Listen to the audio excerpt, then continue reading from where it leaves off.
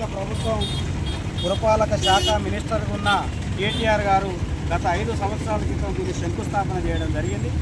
సుమారు 84 కోట్ల రూపాయలు దీన్ని కేటాయించారు.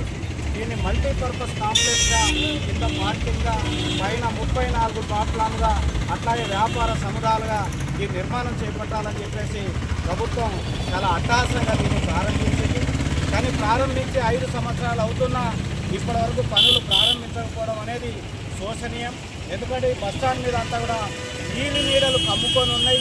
ఎందుకంటే 2 సంవత్సరాల నుండి ఇది కూలగొట్టి కట్టడం మట్టి కూడా తీయని పరిస్థితి ఈ ప్రభుత్వం నిర్వహిస్తూ ఉందనేది స్పష్టంగా అర్థమవుతూ ఉంది. ఎందుకంటే ఈ నగరానికి రోజువారీగా 2 లక్షల మంది ప్రయాణికులు రోజువారీగా నగరానికి వస్తూ ఉంటారు. కాబట్టి వరంగల్ నగరంలో, చారిత్రకమైన వరంగల్ నగరంలో బస్టాండ్ లేకపోవడం అనేది చాలా శోచనీయమైన అంశం.